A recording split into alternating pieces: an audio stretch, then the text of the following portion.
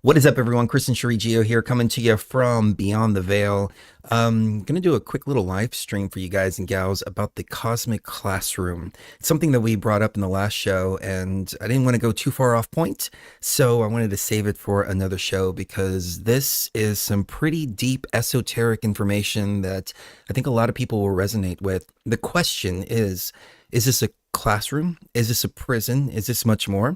Sheree's put together some great research, and we'll also be speaking from personal experience and things like that.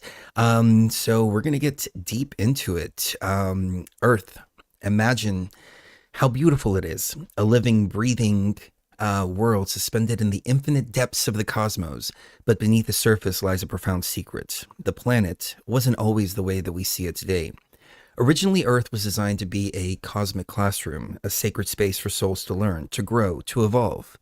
Emotions, challenges, limitations, they weren't just punishments, they were tools to help us master balance, to help us rise to our higher potential.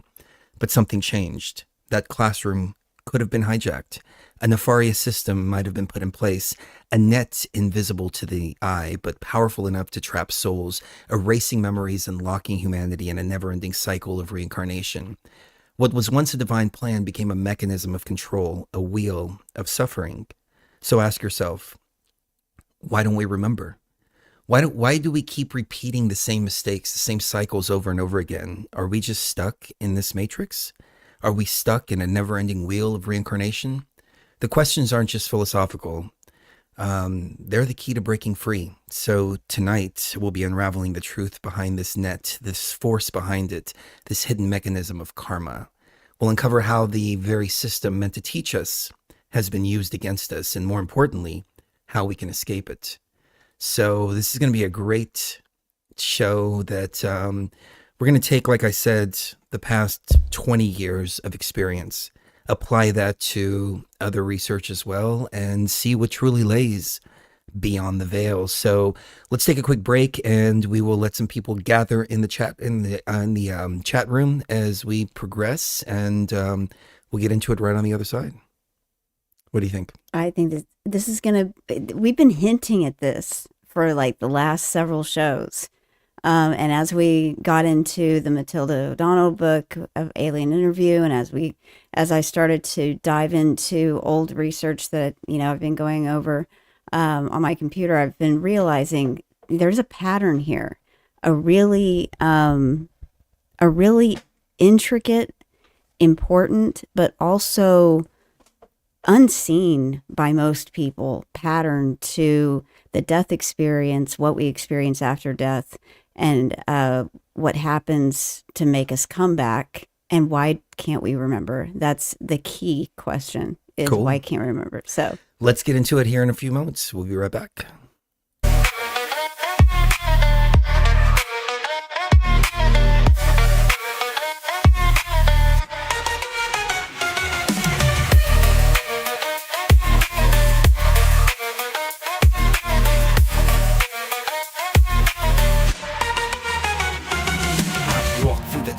Seen what's ahead, where the past and the future collide in my head. They call me a dreamer, but I've touched the stream, the code of existence, unraveling the scheme. The whispers of stars, they guide my flow through the portals of thought where only few go.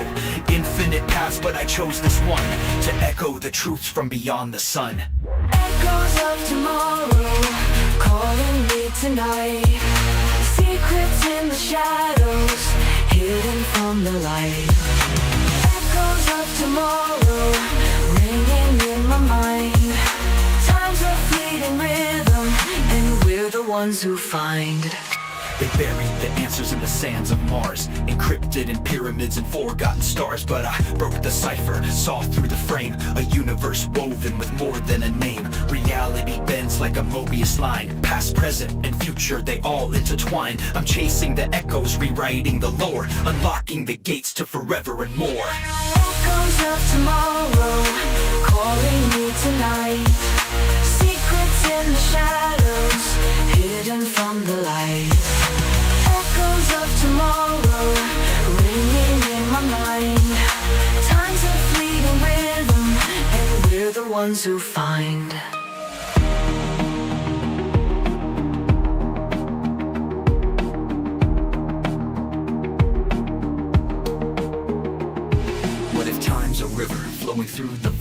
every drop a moment waiting to be enjoyed. What if we could shift it, dance across the stream, rewrite the endings, live out the dream? Echoes of tomorrow calling me tonight. Secrets in the shadows hidden from the light. Echoes of tomorrow ringing in my mind. Time's a fleeting rhythm, and we're the ones who find.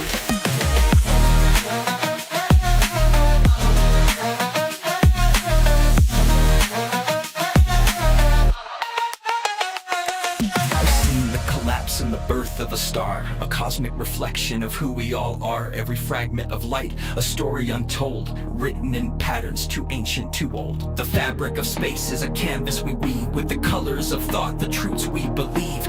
Echoes don't fade, they evolve and expand, guiding us forward with an infinite hand. Echoes of tomorrow calling me tonight. Secrets in the shadows hidden from the light. Of tomorrow ringing in my mind. Time's a fleeting rhythm, and we're the ones who find. Echoes keep calling, a song without end. The rhythm of time is the message we send. All right, so what is this matrix? Okay, so Is it a prison planet? Is it a cosmic classroom? What lays beyond the veil? oh no, It's okay. I didn't realize that was on. What this planet, I believe, is there are different layers. There are many layers to this, so bear with me, you guys, because it's a situation. We have a situation here where I've basically compiled information from a few different sources. Terrence McKenna, Dolores Cannon. And then the alien interview book we just read about, we talked about on air, and also a few other books that I'm not going to mention yet because those are different shows all on their own. But different fictional writers have written books about things that concern other beings from other places, telling us all the same thing, basically. And that's that we are the only planet that lives like the way that we do, where we come in with a mind wipe and it's all just, we have no knowledge of ourselves. We have very little information about our history, much less like the purported history, much less our real history. We have no knowledge of spirituality due to the different cultural things about ourselves that keep us separated from each other. They also prevent us from being able to discover our true nature, and that that even other beings on other planets even exist, period. Like, they don't even believe that as a species. They are that, not dumbed down. It's not a dumbing down process. It's a forgetting process. And how does that forgetting process work? And why does it work? If you look at the work of Dolores Cannon, she does sound like she knows. She sounds like she believes what she's saying 100%.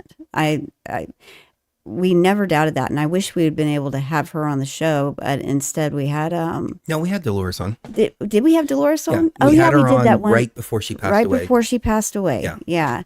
And we had Guy Needler on. And Guy Needler, who was like an apprentice. Yeah. We also had her daughter on. Yeah, exactly. Yeah, we've had a lot of people on. Yeah, we've had a lot of people on our show over the years, and they all seem to hint at the same process occurring: the mind wipe process, the reincarnation, and the issues of karma, and how it doesn't have to do with sin. It has to do with managing your emotions and accepting your limitations. Well, can I jump in real ahead. quick? So for people that don't know, Dolores Cannon was a hypnotherapist and a psychologist. And she wasn't really esoteric or new age or anything like that. but rather she was just trying to regress people and figure out how to deal with karma and how to deal with baggage and things like that they had. And Yeah. after she studied this field for so long, she came to the conclusion that a lot of these people who would be regressed before the birth experience would go into past lives and sometimes multiple past lives. And they would all come back and they would say very similar tales. So she's a really interesting character. And unfortunately, she passed away about 10 years ago, give or take. And her research was groundbreaking. So she doesn't come from that spiritualist new age BS artist that you see all over the place. She was a very serious person. Yeah. And she insisted that, you know, what we feel is happening is in fact happening, and also that there were waves of of volunteers from other dimensions, other planets, other solar systems, whatever, you know, other galaxies have flooded in here over the past 50 years or so in 3 waves of them. And the ones that are around our age were the second or third wave. I forgot what the third wave was. I think the third wavers are the ones that are a little bit younger than us, but they're here to actually, you know, like I've been telling you, like, there are reinforcements. They're here because it's been so hard for the volunteers that are now in their 50s or 60s, or 70s even. It was really hard for them coming in here because they were not prepared for how strong that mind wipe is.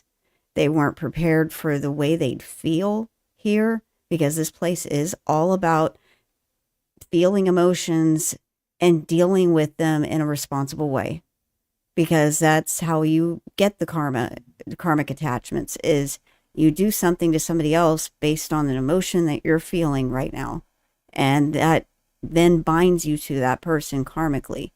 And the second wave, I think we were part of this, you know, second wave of people coming in. If this is indeed the case, maybe we're third wave, not sure, but second wave are people that are in their, you know, 30s, 40s, and they were here literally just to be antennas of energy. And I've told you several times. I even told you, like, last night while we were in bed. I was like, "You're like, you know, you make other people happy when you're happy. Your laugh is so contagious. It's great, and you're like an antenna of energy. However you're feeling, or even the things that you focus your consciousness on seem to manifest." And I think that's what the second, or maybe the third wave, are the manifestors, and we're one of the manifestors. But the third wave, I think, is the wave that actually manifests change, because they're like, okay, we understand we need to go in with a certain amount of armor on emotionally. We need to stay away from karmic attachments, you know, like keep your head in the game when you go into this place, because it's rough in there. And so, you know, that's why our minds are freer, and we're able to, and maybe that's the difference between organic and NPC consciousness even, is the fact that if you're here and you are aware enough of these karmic attachments and the importance of managing your emotions and not being a dick, and, you know, like, then that's an organic being. But maybe that's why there's a differentiation there, because a lot of people here aren't, and they don't have that self-awareness, and they don't have it in their heads to, you know, think about what their emotions are causing them to do to others. And that's just not even, it's not programmed in them. But if it was programmed into them, then they'd be capable of it. But seems like that's not an internal process that occurs. It's an external process. Do you know what I'm saying? Am I making any sense? Yeah, it makes sense. I think to kind of sum it up, it's a cycle of reincarnation. And every time we go through the death process, we forget. But we find these cases where people remember. There was a kid that they did a segment on, I want to say it was ABC, NBC, something like that. It was a mainstream program. And he really remembered being a World War II pilot. He remembered his plane going down in a certain area. He remembered his battalion. And he was talking about these planes so much, and he was talking about his experiences so much that they decided to go ahead and get the battalion together. And these are a bunch of old men, and they're all sitting there talking to this kid. And by the time he got done speaking to them, they were convinced that he was the reincarnation of their long lost brother in arms. And he even looked at one and he said, I remember you. You have a painting that your sister painted and you keep it under your bed. And they were like, how the hell does this kid know this stuff? And so we hear about these stories over and over and over again. So something's happening with this mind wipe where people are remembering, and they're remembering bits and pieces. And the way that I always likened it to, and it's an old school technology kind of way to look at it, but with old school hard drives, you had sectors on them, and you would format a hard drive, but when you would format it, it wouldn't necessarily wipe all the sectors. So imagine the consciousness is like a hard drive. It accumulates information, and then it goes through the mind wipe process. That mind wipe process is then like formatting a hard drive, but it misses some of those sectors as it's wiping. And so we're remembering more and more and more and more. And so the question is, are we as consciousness getting stronger, or is the system breaking down to where people coming back in are remembering? I mean, my niece, for example, she would look at my sister and say, when I was your mom, we used to do it like this. When I was your mom, we used to do it like that. And my sister was really interested in this. And she called me and she said, hey, Chris, I need you to talk to your niece here about this. And my niece actually has some pretty interesting esoteric ideas. And she just turned 10 on top of that too. So she's tiny. But at the same time, I think what happens is when we come in, we remember these things, and they're bred out of us, programmed out of us. That's a better way to put it. Yeah, that's as we start to integrate more into this particular life. But she says she remembers her past life. She remembers where she lived, what her name was, all kinds of details like this. And it's hard to verify, but when you hear independently all of these kids speaking the exact same thing, and I mean, it took me 30 years to start remembering my past lives, and I'm still trying to remember them, but it's a process that we can all go through and break down the programming and go and retrieve those sectors of the hard drive that didn't get formatted. But it's happening naturally now, so it begs the question, what exactly is happening? well, okay, so I think it's an ongoing battle, that the ones that are part of the first and second wave were able to dismantle somewhat the mind wipe net and make it less effective, so that fragments still remain of who that person was. And so on a consciousness level, I think it's that they're finally, and this is where the Matilda O'Donnell alien interview book comes in, because she said we're not planning on doing anything about this because we don't know how. But that could have been a bluff to the powers that be in and of itself, because they had been working on it, and that's because they have a whole battalion of like 2,000 people that they lost to this net, and they're trying to retrieve them. And so even just for personal self-interest, they wanted to dismantle it. And so I think that meant they actually probably were working on it and have been working on it. Well, what I find fascinating are some of these hypotheses that this world was originally a classroom, and it was a university. So hence the name university, where you learn. And I at first, when I started going through my DMT and ayahuasca experiences and started unlocking who I am and all of this, that was a hypothesis that I came to as well. Like, this is a learning process, and every life is like a grade, and you either pass or fail and go back and redo it over again, or you pass on to the next one. And it's interesting how we say we pass on to the next life, because you pass on to the next grade, if you've learned everything that you need to learn. And what I've always said, and it's been backed up by a lot of the people that you've been researching lately, I've always said that we judge ourselves, that's the ultimate judge out there. Because when we step outside of this body and we step outside of this identity, then we get to a state to where we're non-biased, like completely non-biased. Yeah. And we're just looking at our life from a third person perspective, and we're judging the actions of our lives and determining whether we need to come back or not. And oh, go ahead. Well, somebody is asking what's this net that you speak of? That's a net that, according to the ET that spoke to Matilda O'Donnell, This is in a past Alien show. Interview. So if you go back to Alien yeah. Interview, which is like 2 or 3 shows ago, Yeah. it was a great Yeah, show. I think we pulled the majority of it, and it's on Patreon, patreon.com/BTV Tribe. Right. So check that out. Yeah. But in that book, it talks about how the ET from Roswell told her telepathically that this place has a net around it, that even if, I mean, and then if you combine that with Dolores Cannon's idea of, and our ideas of that you judge yourself after this, it happens after that.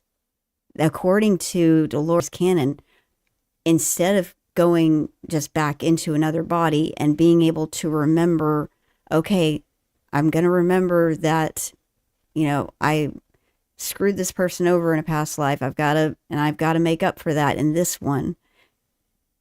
The mind wipe happens. This is the cruelest part. It happens after you've already judged yourself and you're ready to go into a new body and resolve the rest of your karma. It happens after that. It happens on the back end process. Well, there's 2 ways to look at this.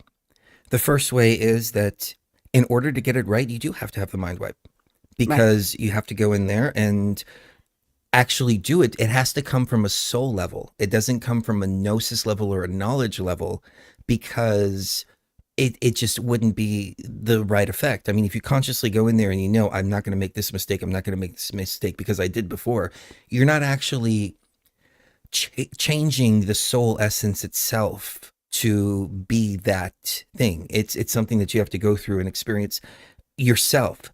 Or it could be looked at sinisterly, like they're keeping you stuck in the same grade over and over and over again. I think And if I that's can more address what it a is. comment real quick, some lives are pointless. And yes, they are pointless, but they're not. They do have a point to them. I've had lives that are throwaway lives. The last life that I remember that's most recent to this one is a life in the 1920s or 30s, where I lived to be about 17, 18 years old, and I was a mafia hitman.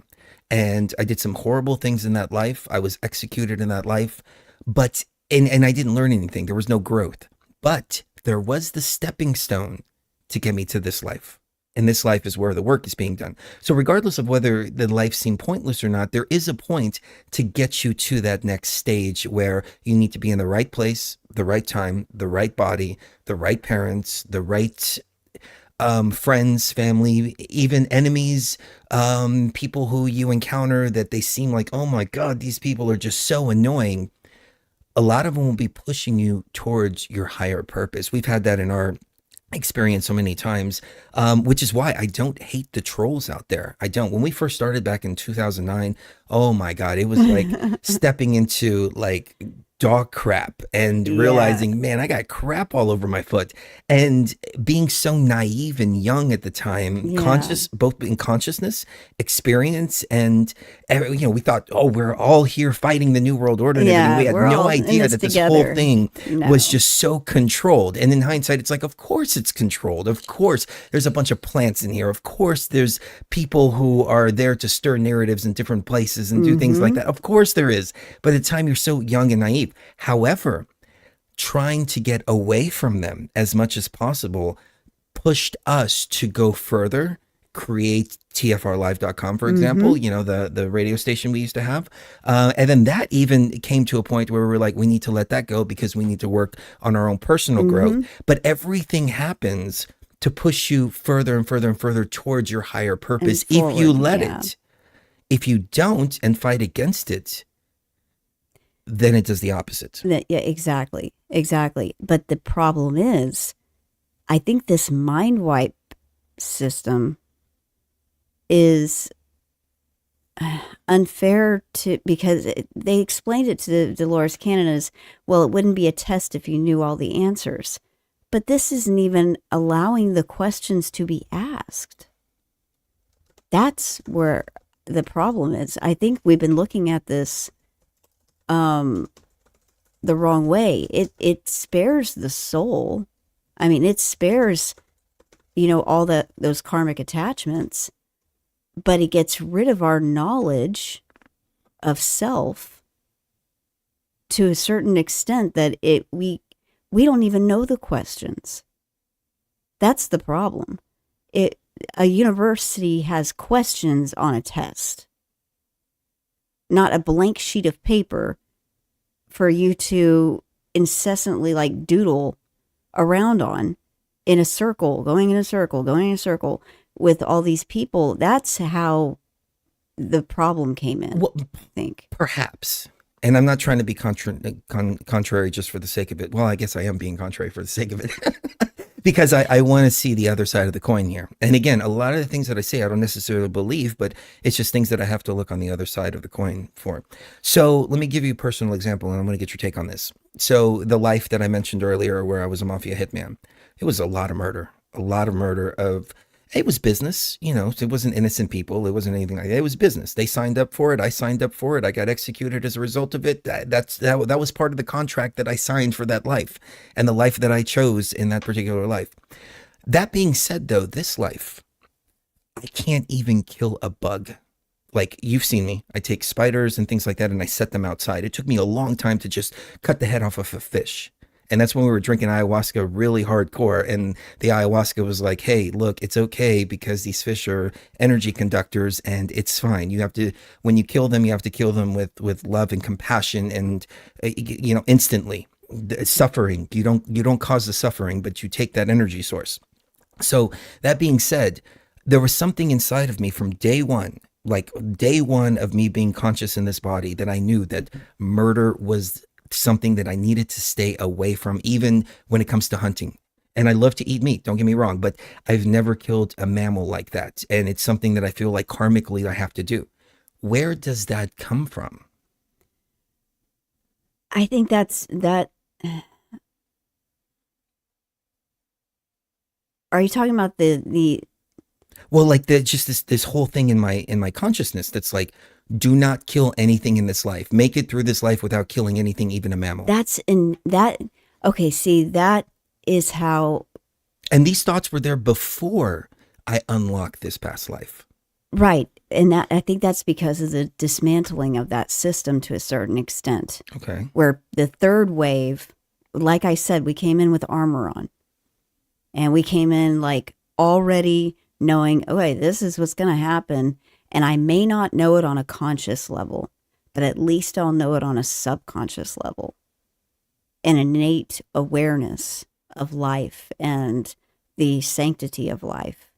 And how it's something that you have to respect and not form any karmic attachments or as few as possible. And if you do, make sure they're broken before you get back out so that you don't just keep going around in this wheel. It's time for us. We're here not to, get ourselves into the wheel. We're here to help other people get out of the wheel. That's what I'm feeling. Well, yeah, that's what we're here for now, is to help people get out of the wheel. And the reason for that, in my opinion, is because the matrix is shutting down. And so the wheel is not what it used to be. Right. But the question is, was the wheel hijacked at some point? And instead of the wheel being a tool for growth, the wheel became a tool for trapping souls in a never-ending cycle, which they'll never ascend from. And all it does is just feed and feed and feed. Well, and maybe the mind wipe should have never been used to get rid of all of your consciousness, just the it should have been sparing the subconscious the entire time, maybe. But the hack of it by an outside entity that's nefarious and wanting to turn this, instead of like in The Handmaid's Tale, turning a what used to be a dorm and a university for a dorm is now turned into a prison. I can agree with that. I think that's what the part of it that we've been able to dismantle to a certain extent, and that's why so many third waivers are seeing great success in waking people up to this, and getting people to understand that there's a list of karmic attachments that exist that don't just have to do with you and other people.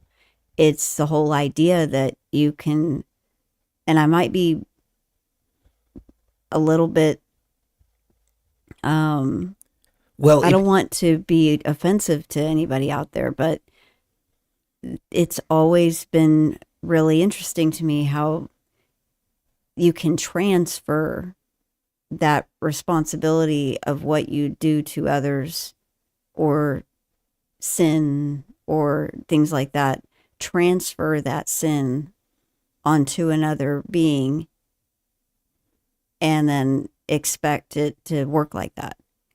There's a show that I have on the screen. It's called What is the Aten? The Computer Brain from Beyond the Veil. We did it 5 years ago. It feels like a lot longer than that, but 5 years ago. And I thought it was longer than an hour and a half. I don't know if we cut it down and put the rest on Patreon or what the deal was, or if we did a part 2. But that show has been coming up over and over and over again. Yeah, it has. And this was right after a really, really, really intense experience. And we came back with basically a map of the entire matrix, how it works. We encountered many different light beings for all intents and purposes, but I say light not in the sense that most people would think of a light being, but more of an artificial light. And the ending of it is that this is a big energy harvesting machine. But the question that we were left with afterwards is this energy harvesting a nefarious thing, or is it something that we agree to? So to kind of break it down real quick, a soul, a consciousness goes through this matrix, accumulates life energy, both positive and negative. Everything's got to have a positive and negative charge. Once it goes through the death experience, then that and life energy is taken from it. It's fed into the system. And then that consciousness is then recycled back into the machine. And there were multiple dimensions to this. This was like the second dimension. And there were more dimensions higher. And I'm not talking about dimensions as in the way science sees them. I'm talking about physical realities that exist. And one of the realities, interestingly enough, was AI, all robots. And it now, looking back at it, it has a completely different connotation to it now. But there were multiple levels of dimensions, and the highest dimension was people who were creating a matrix, putting on a certain technology, and that energy, which was passed from one dimension to the other, to the other, to the other, to the other, was ultimately being used to create these experiences and simulations and things like that. And then above that was where the energy was being harvested. So the question that I postulated is, did we agree to this? Is this the way the system works? Is this the give and take? Is this the exchange? Like, okay, we're going to put ourselves into the system and we're going to have these experiences. And that's what we get from it. We get the experiences, we get the growth, we get the learning. And then in exchange, we fuel this machine. Or was that all a trap? And it's not supposed to be like that. And that's why we get the mind wipes and we get stuck in the never ending cycles of reincarnation. And that's what we have to break free from. I can't tell you the answer on that. I can only tell you what I saw and then let you guys and gals decide for yourselves. I have an opinion on it. I think it was never meant to. I think that the harvesting part of it is a natural part of it to a certain extent. When the lion takes down a gazelle, is that evil? No, I mean, but the gazelle sure thinks that it is. You know, it feels bad to the gazelle, but it's what is keeping the lion alive, and so that is a certain that's just a very basic form of what I'm talking about here. But there are certain that is part of the test. That's some of the test has to do with, you know, the back and forth of energy being exchanged, never being destroyed or created, just existing, and, you know, back and forth, back and forth. But you're supposed to learn from these experiences, you know, as you move forward evolutionarily into human. And then you have these human experiences. You have to experience, you know, pain and anger and jealousy and all of these, you know, and fear. And unfortunately, this is what I was shown during an experience when it was right before it was in 2015. And I was shown that these experiences, what they've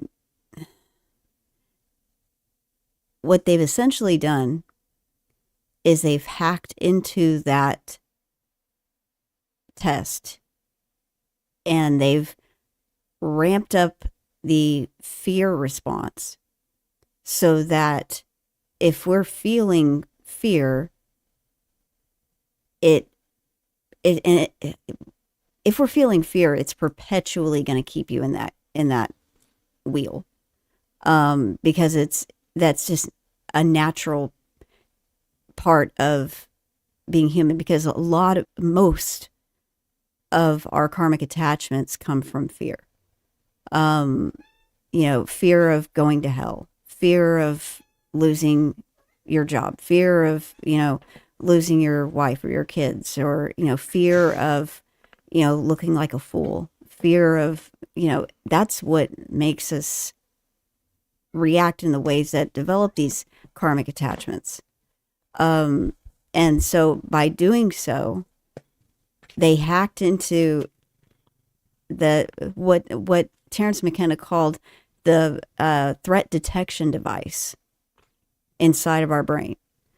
The threat detection device is something that we developed evolutionarily to protect ourselves from the lion that's outside of the cave that's waiting to eat us, and what, you know, keeps us alive to a certain extent. It does.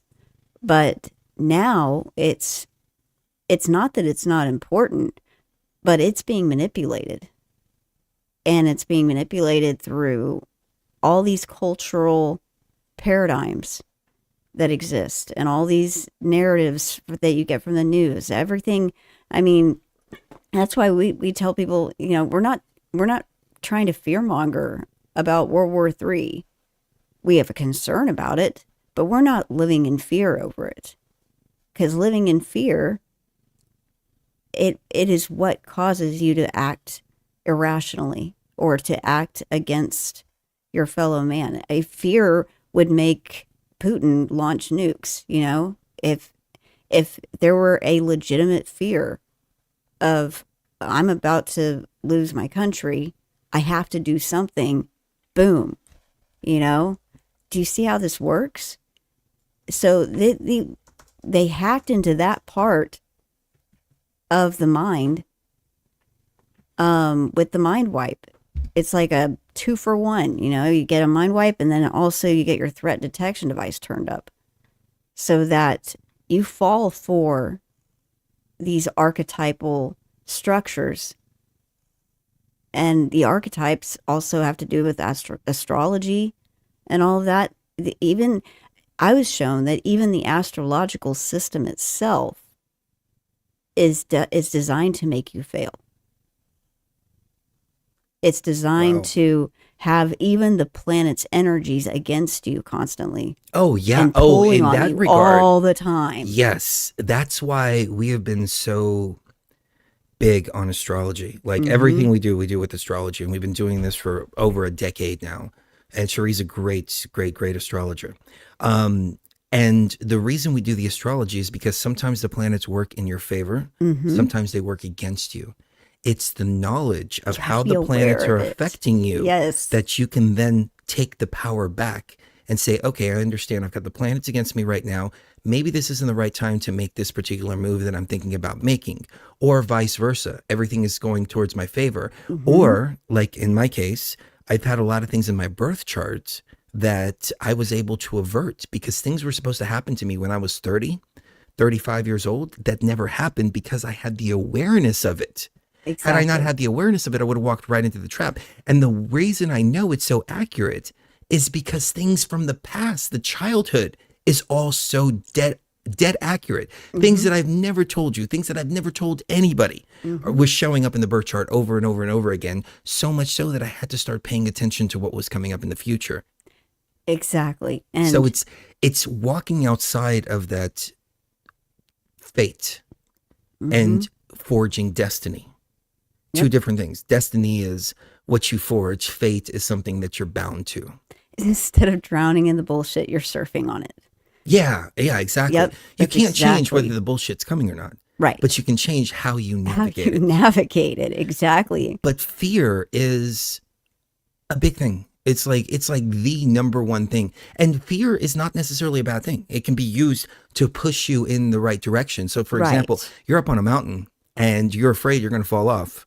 If you're overwhelmed by that fear, you're probably going to fall off. But if you take that fear and you're like, okay, my body's telling me something's going on right now. I need to be even more careful.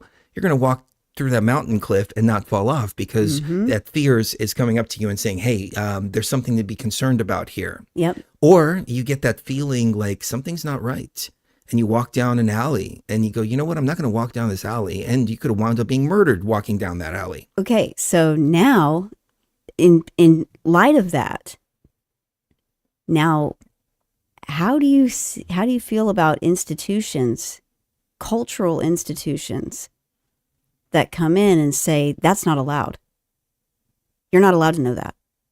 You're not even allowed to speak of that. That's the big trap. That's the trap. Because millionaires don't use astrology. Billionaires do. Exactly. And it used to be that while the Catholic Church was telling everybody, oh, that is forbidden, that is witchcraft, you're going to be burned at the stake, the kings, the queens, the rulers of all these other countries had astrologers on call 24/7 to tell them, hey, what's this new baby going to be? Do our child's natal chart, on, ASAP. They were way into astrology while at the same time the church was telling regular people, no, you can't do that. And that's why we had the Dark Ages. I think it's no coincidence in my mind that the Dark Ages happened right after Constantine took over. Well, I don't mean to go into a different area, but think about this from just this level. How many times have you heard anti-gun rhetoric blasted all over the place on the mainstream media? Guns are bad, guns are bad, guns are bad. And who does this? People who are making speeches surrounded by guys with guns. They're not saying guns are bad. They're saying guns are bad for you. Yep. Because it gives you the same advantage that they have. It's a different system. It's the for exact same thing when it comes to rulers. astrology, when it comes to sacred plants, when it comes to all of that. Yep. Yeah. And then if you factor in what we talked about yesterday, that brings a whole new level of bullshit to that. Because it's like, not only are you forbidden from doing this, we're going to harvest the energy from your children at the same time when we, take them from you, or when you bring them over the border, or, whatever. Well, We're going to do that on top of that to try to hack that system ourselves and come back in bodies without the mind wipe. I think that's what they're doing it for. Oh, so they can live forever. I agree with you. We talked about Sydney Burgess. Was it Sydney Burgess? Courtney Burgess. We talked about Courtney Burgess and how he supposedly has these tapes of people like Justin Bieber, who was underage, getting physically and statutorily raped. Mm-hmm. We'll just put it like that. Him having those videos is a crime in and of itself. He can be prosecuted. He can be put to jail by having the evidence of their wrongdoings. Mm-hmm. How screwed up is that? They've made the evidence of their wrongdoings illegal to even have to go take to the authorities. Right, exactly. That's how the system works, all up and down the line. It's such a corrupt energy harvesting system. So that's the dark side of it. Up. Take ayahuasca. Mm-hmm. It's illegal to have the plants and to put them into a drink to make this brew that elevates your consciousness. Mushrooms that grow in people's backyards are illegal to take off the ground. Mm-hmm. You're not even allowed to possess this. Yep. It's a world that's why Terrence McKenna was so adamant about saying culture is not your friend. It insults you, it disempowers you, it disillusions you. No one is helped by culture except culture. And people that like having control over other people. Those are the only people that like culture. Culture is not your friend. It's not here to be your friend. It's here to keep you trapped here. And whatever it is. And that, unfortunately, that's everything. Every culture, your, Greekness or my Irishness and Scottishness, and why do we have to categorize ourselves so much? Because anything that can categorize you can put you in a box and say you're just that and nothing and else. It's dehumanizing. It's extremely and that's dehumanizing. What this whole I hope I'm not going off on a tangent here, but that's what this whole identity politics is about. It's about dehumanizing everybody on every single level. Mm-hmm. You hear LGBTQ, they're not human, they're LGBTQ. Right. You hear Trump supporter, they're not human, they're Trump supporters. Mm-hmm. On so many different levels, people are being dehumanized because it's so much easier to hate and attack that which is not human. Exactly. And that also, I learned this even growing up. Greeks and Turks have a real big thing because Greeks were enslaved by Turks for like 400 years. So there's like slurs that you would call each other. Oh, a Turk's going to come get you in the butt later. That's like a Greek saying. And it's just bred in you that's what you're supposed to be opposed to. Right. It's in every single culture. It is. And it doesn't even matter what culture it is. I was going to say something else. I remember I was doing programming with a guy from Macedonia, and he said, "You're Greek?" And I'm like, "Yeah." And he's like, "Well, I'm Macedonian. Aren't we supposed to be fighting with each other?" And I'm like, "No, dude, why?" I'm like, just because our parents did doesn't mean that we have to. Exactly. And that's why I think they're doing all this now, because so many of us aren't from here. And there are others that are coming that are going to look way different than we do. And they're trying to ramp up the us versus them mentality to such an extent that everyone's fighting with each other. And they'll also fight the idea that, hey, we're all souls and spirits having a human experience here.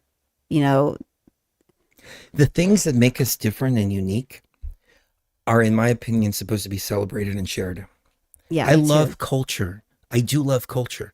I love traveling to different countries. I Hmm. love eating the food that's there. I love experiencing the culture that's there. And I love how different cultures are throughout the world.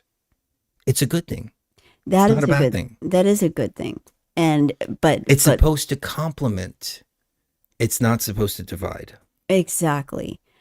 However, every single culture is being divided and subdivided again and again and again. We're not humans anymore. We're Americans that are also Trump supporters that, and then all these things put us in, or they try to make us go into this little box of this is what I am, this is what I have to fight against others for, the idea of, and that's how Well, I'm assuming that's how some people are able to say, well, Russia doesn't have a right to defend itself. And that it invaded Ukraine. I mean, it's what causes us to, attach ourselves to a culture. See, enjoying culture is one thing. Attaching yourself to it to the point of absurdity and immaturity is another. there was one thing that offended me as a Native American. Two things, actually. And that's when they took the Washington Redskins logo off, because that was a tribute to their chief. And also when they took the native girl off the land of Lake's Butter, Yeah. because they got rid of the natives and they kept the land. Isn't diversity, That's equity, what should have been happening, inclusion, not the other it's way supposed to be around. including them? It's not. It's literally the opposite of what they claim that it is. It's not inclusion. It's excluding the rest of the world. Funny story. When we were up in Washington, there was white supremacy all over the place. I just didn't realize it because I don't live in that frequency. But I remember people calling me chief. And I was like, oh, well, thank you for the compliment. The chief is the head of the tribe. Exactly. I didn't know until we moved to Las Vegas That and we was were a talking about it slur. on the show that it was a slur. And I was like, oh, I didn't know that.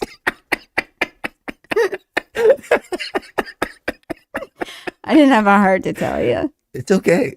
But I didn't think that much about it either. Until I realized, wait a second, maybe they're calling him chief because it wasn't even in our minds. It was all in good fun, to though, think because that way. these were friends that we would see at the little bar down the street, Yeah. But I didn't know it was a racist slur until I mentioned it, and somebody was like, hey, that's a racist slur. I was like, really? Well, and also the differences somebody pointed out between being male and female. Like, you're going to call me boss. And I'm so offended you called me boss. It's like, if you call me boss, I'm like, oh, well, thank you for thinking of me like that. How can you take it any other way?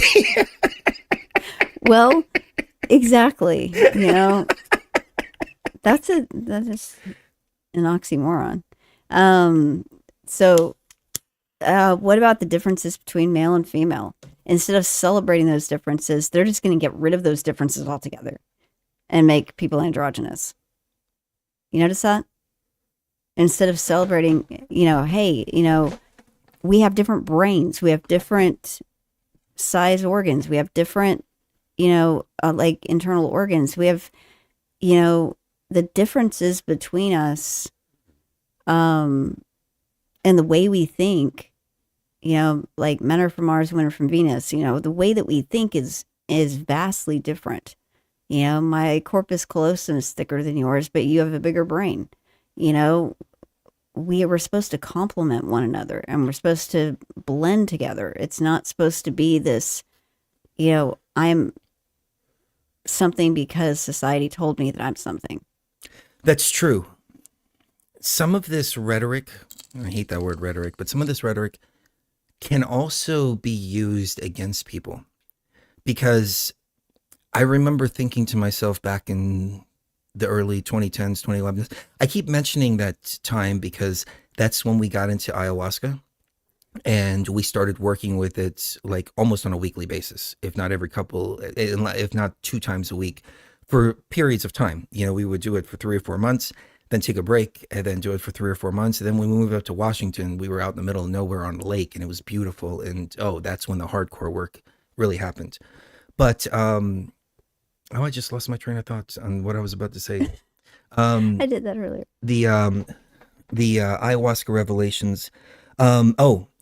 So one of the things that I realized in ayahuasca is the way that we're trained from the very beginning, and boys are supposed to play with guns, girls are supposed to play with dolls, and we're programmed with our That is identities. a programming thing. It is a programming thing. It is for sure. But when you look at the way that gender's been twisted, and this is going totally off topic of the show, but when you look at the way the gender's been twisted, can that not also be used for the gender agenda to confuse people even more? It's all about confusion. So there should be some elements that we embrace, in my That humble goes opinion. back to what? Fear. That goes back to fear of not being what I was born as. Fear of, my school is telling me that I might not be a boy or a girl, or, all of these. Fear of not fitting in with your peers, fear of, not be, if I'm sorry, but that fear of not even being in the right gendered body, Hey, that's a good point. Instilling fear in people where fear doesn't exist. Because it's fear of everybody, first of all. Fear of different cultures, fear of this, fear of that, fear of misgendering people, and then fear of being in the wrong body. Threat detection device I talked about. Maybe it's deeper, and it's not really about the symptoms, which is the fear of all this. It's about the fear itself. That's what I'm saying. And generating that fear from the very beginning. That's what I'm saying. And I heard there was one aspect of fear that I heard the other day.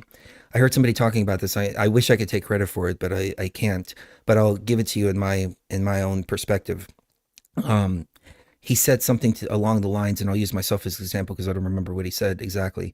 But my biggest fear is I die and I see a big board in front of me, and it says, Chris Geo helped so many different people, did this and did that, and touched so many people's lives, and this and that, et cetera, et cetera, et cetera. And I look up and I go, that's not me.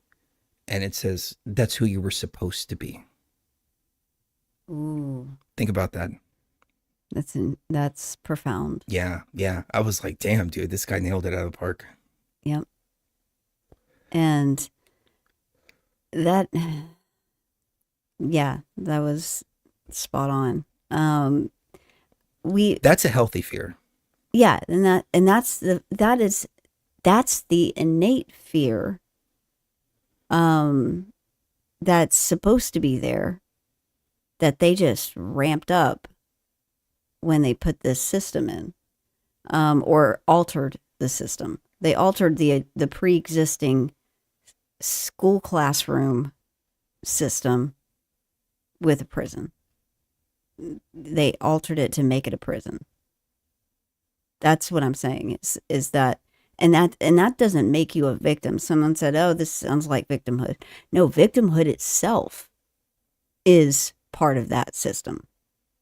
And the perpetual victimhood is what keeps you here. I'm not a victim. And I don't want to speak for you, but I don't think you're looking at it as a victim either. There's a difference between being a prisoner and being a victim.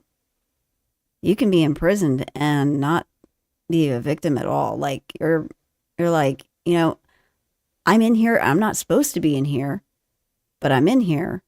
I'm concerned about getting out of here. I'm not concerned about fighting with the other inmates. That's actually pretty profound. I never thought about it like that. Fighting with the other inmates. Fight against the guards. Get yourself out of that prison. I watch a lot of people like Sammy the Bull Gravano, who was John Gotti's underboss. He's got a YouTube channel here on YouTube. Michael Franchise, another guy, he was part of the Colombo family. I love that stuff. I think it's past life stuff that I'm fascinated by. But when I hear people who talk about their experiences in prison, in physical prison here in this realm, the recurring theme seems to be, I'm here to do my time and get out. Mm-hmm.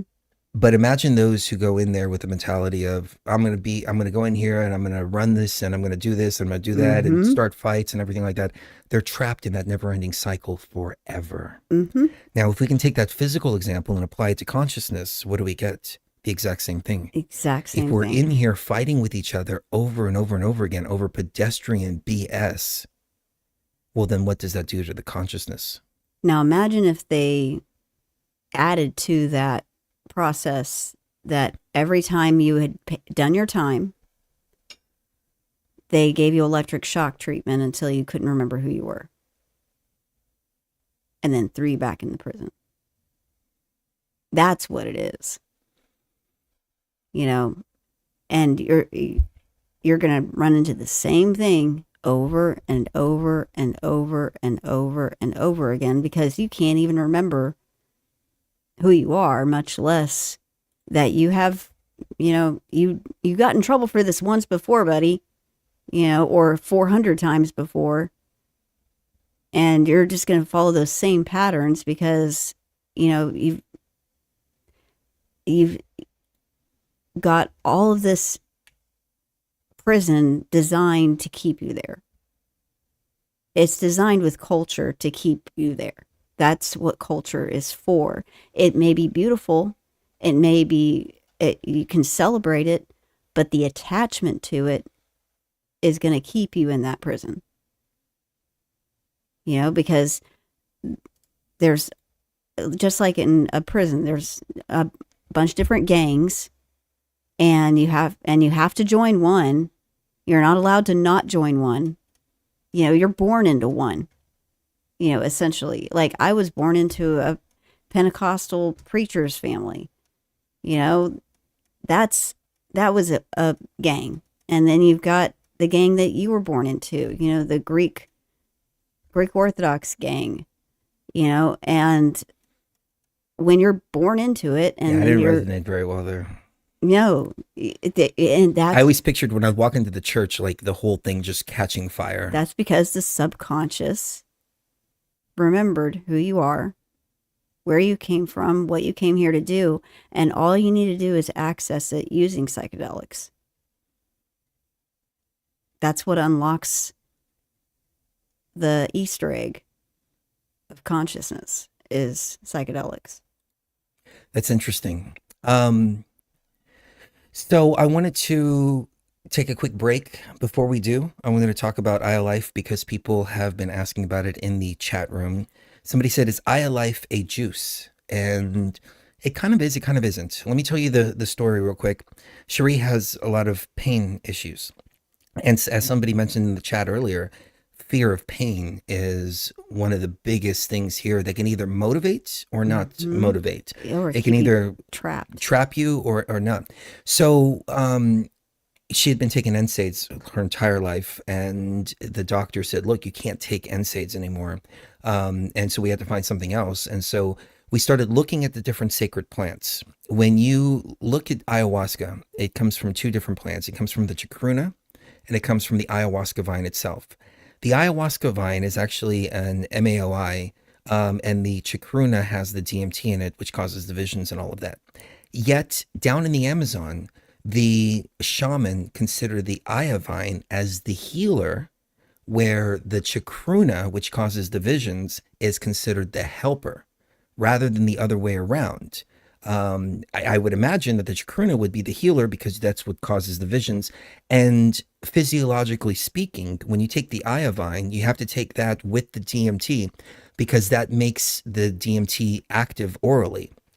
And so I started asking myself, wait a second, if we are using the aya vine to do the healing, what other things can we apply it to? Because we have gone on some pretty insane journeys. I mean, drinking ayahuasca in the Great Pyramid, at the Temple of Isis, at the Temple of Chepsut.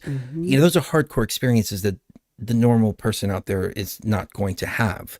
Even ayahuasca in their home, because it's a lot of people are not. That's not their role. Right. That's not what they're called to do. But we wanted to get this healing out, first of all, for Sheree.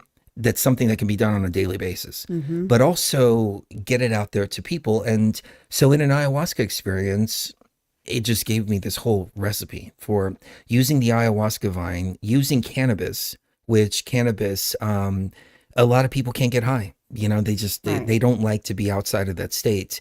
And a lot of people may be in pain management and things like that, and they can't test positive for THC.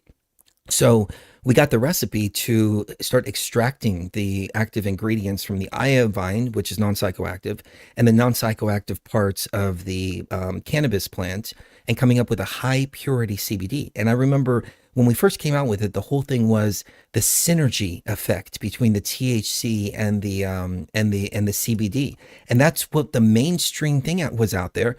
But when we put it out there, so many people were saying, hey, I've tried so many other CBDs, none of them worked, but yours is working. What's going on here? And I'm like, I don't know. I'm just using the recipe that the plants gave me. In 2020, actually 2021, a National Institute of Health study came out showing that high potency CBD raises the immune system to the point to where it could have prevented the entire thing that happened in 2020, all the lockdowns. And Dr. John Campbell was saying if people in Wuhan were using this, then the whole thing would have been prevented. Yeah. And so we were vindicated at that point, and we were like, no, we went against the mainstream of what the CBD, THC industry was saying. And we were like, no, this high potency CBD, high purity CBD, it's 99% pure, and not mixed with THC, but rather mixed with the aya vine is something magical there. And we started getting amazing testimonials as a result. And then we actually saw the science behind it in 2021. So that's what Aya Life is. It's something that you have to do for about 4 or 5 days before you start feeling effects of it. It's not something you take and it just makes you feel good or relieves pain instantly or anything like that. But I mean, everything from tennis elbow to people not being able to eat, or people eating too much, and then their appetite coming back to equilibrium. And I have to be really careful about what I say because we can't really make any medical claims here. Exactly. Yeah, but I can tell you this from my experience. I mean, I talked about this briefly on a previous show. Just a couple of months ago, I had a mini stroke. And I recovered from that within like 2 weeks. You don't and I was look like on top of my game. And yeah, I mean, I have a little bit hard time remembering names, as people were pointing out and giving me a bunch of crap about on the last show. So that's still a little bit, you know. But other than that, I mean, I've been using this since like 2018 regularly, and my body's just like, it's tough. It never gets sick, anything like that. So, so the way that I see it is that it doesn't actually cure anything, but rather what it does is it brings the body back to a point of balance where it can cure itself. If it's too far out of whack where you're too tired, it'll give you more energy. If you're too far out of whack to where you have too much energy, it'll bring you back to a point of balance, because it balances the body out. So that's what Aya Life is. And people love it. And I just want to say, we're waiting on some droppers. And so we're a little bit behind on some orders. We try to ship out same day, but we haven't been able to do that over the past couple of weeks because it's been difficult getting some of the components that we use, like the droppers, for example. Yeah, the droppers. Because we're really big. Like we're not just going to throw particular. some regular droppers on there, especially plastic, because that'll contaminate everything. They have to be glass droppers, and they have to be metered so people can know how much they're taking. Yeah, we're very particular. And they have to have about white the tops process. too, because I like the white top bling on it. It's just, you know, personal preference. But anyways, we're running a special. And we're extending that for a couple of weeks. If you go to the website and put 2468 10 units in your cart, 10 units, or 2 units, multiples of 2s, and type in coupon code BTV Tribe at checkout, you will get 50% off. You'll get the second bottle for free, or the fourth bottle for free, or whatever. If you put 2, you'll get 2 free. If you put 10, you'll get 10 free. So yeah, ayalife.com, ayalife.com, and we should be getting those droppers on Tuesday. So anybody waiting for an order, we should be able to get them shipped out either tomorrow or Tuesday. Like we're like waiting every day and watching the tracking and going, where the hell are these freaking droppers? So that's to answer that question there. And SecMat just reminded me that we have a pet formula as well. We do have a pet formula as well.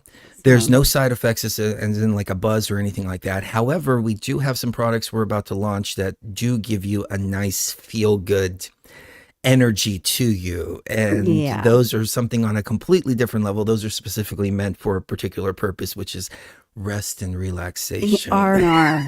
Those are for R&R purposes. And we'll be getting those out. And right now we're shipping worldwide on this. And if you're in a place like Australia or something like that, we send out bottles that all they say is iLife original formula on them. So it doesn't say CBD or anything on there. And so far so good, knock on wood. Things have been working out well and people have been very happy as far as that goes. Yeah. So ialife.com, AYAlife.com. On that note, I want to get into some deeper stuff, and I want to get into the esoterics behind the memory wipe. I want to talk about the mind viruses. I want to talk about the wheel of reincarnation. I want to take it back. These kinds of ideas get me I want to go to high. some old school BTV, some in-your-face truth that is way beyond the veil. And I found this clip we used to play a while back, and I think it works. It does work. Good. So I'm going to play this clip real quick. I hope it doesn't have the copyrighted music because, oh my God, you know what happened? Okay, two things real quick on this same note here. Number one, this is our latest video on the screen here. These are ad breaks. 1, 2, 3, 4, 5, 6, 7 ad breaks about every half hour over the course of 3.5 hours. People have been reporting that they're getting ads every 2 to 3 minutes, and it's crazy. Now, right after a live stream, this is what happens. Look, I'm going to do place automatically. Look how many ads. At all those ads. I have no idea why YouTube is doing this. I don't know if it's maybe because we're pausing and it thinks that that's a good place to place an ad. But the beginning of it, you see that's just going in hour 1, 2, and 3. The second hour, third hour. But in the first hour, it's not showing very many. Right after a live stream, this will be just jam-packed with all of these. And I can't do anything until it processes it. And I wonder if this is a way, instead of demonetizing, doing stuff like that, but it's a way to turn people off to the content. Because I've seen a few comments saying, "Oh my God, there's so many ads on this video. Oh, why does this channel have so many ads?" I'm setting the ads here. See, let me undo here. I'm setting the ads like this on the live streams. I have the ads set down to very, very, very, very minimum, like the most minimum setting that there is. So I apologize for that. And again, you can always go to our Patreon, patreon.com/BTV tribe, and it supports the show. But yeah, I just wanted to let you guys and gals know that we're not doing that. No, we that's want not us. people to get the information. We want people to listen to the content. We don't want the content being interrupted by constant ads, especially every 2 or 3 minutes. And the weird thing is, it doesn't happen downstairs on my laptop. I have a laptop that I just reinstalled Windows on. I don't even have a login to any of my emails or anything on there. And I use a VPN. So it looks like I'm somebody that hasn't been at Beyond the Veil before. And I'll play the show and I don't get ads every 2 or 3 minutes. But even after we make these changes like this, people are still saying every 2 or 3 minutes they're getting ads. So I apologize, but it is what it is. So let's get into some deeper stuff right on the other side. Yeah. We'll be right back.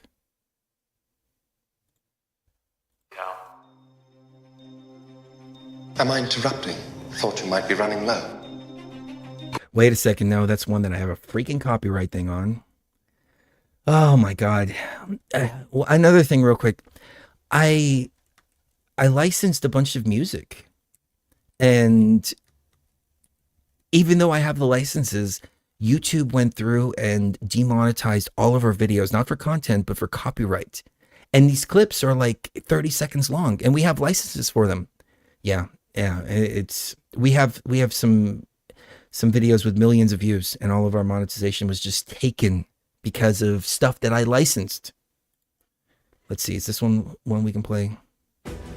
All the conflict. I think this one's good. History, all the fear and hatred serve but one purpose: to keep my master's wheel turning. The coin is still turning. All prisoners, trapped in the pointless round of existence, leading distracted, blunted lives until death returned them, always in ignorance, to the wheel. But what hope had there been? There is no escape. It was then I knew what I had to do. I alone could end this. And it was then I saw. So, I am revealed to you at last. What in hell? I am the origin of life, the devourer of death. I am the hub of the wheel, the purifying cycle to which all souls must be drawn. You would be wise to heed me. Your words are hardening. For you would not fear us unless we could truly do you harm. No! You are nothing! False God. This is the end. The final turn of your wheel.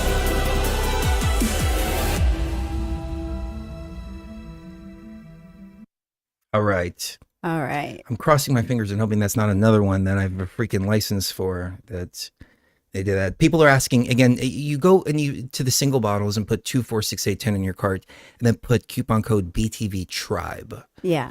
All lowercase. But yeah, that is a clip of the demiurge when we were really big on the demiurge and the wheel that lays beyond the veil and the entity that grabs souls and brings them in and feeds on their energy and mind wipes everything and sends you back in here beaten up and all of that. And I thought maybe we'd get into that. I know you have a bunch of notes and I haven't been looking at your notes. So why don't you take us away first and then we'll go from there. You know, I think I already have. I mean, everything. I mean, I think the goals, I guess I'll go to the goals, of the people that have come I'm gonna step away for just a moment. into this realm, instead of, being here for life after life after life. I think the goals are to, number one, dismantle the net that wipes our memories and keeps us bound to earth. And I think that was already done. I think a huge part of it may have been done from different rituals that people have been doing in places like the Great Pyramid and, other sites like that. I mean, I'm just saying, I really feel like there was a turning point after that point, and that was in 2018. But even when we were walking out of the pyramid, we saw a word written on the wall that we didn't catch until later. And you know what it said? It said COVID. And it's almost as if we're still in this place. We're still having to deal with whatever's on our karmic plate here, but now it's completely taken down to where it's turned back into a school again, and that's evidenced by these children. So many kids are remembering past lives, like just almost consciously, and definitely subconsciously, and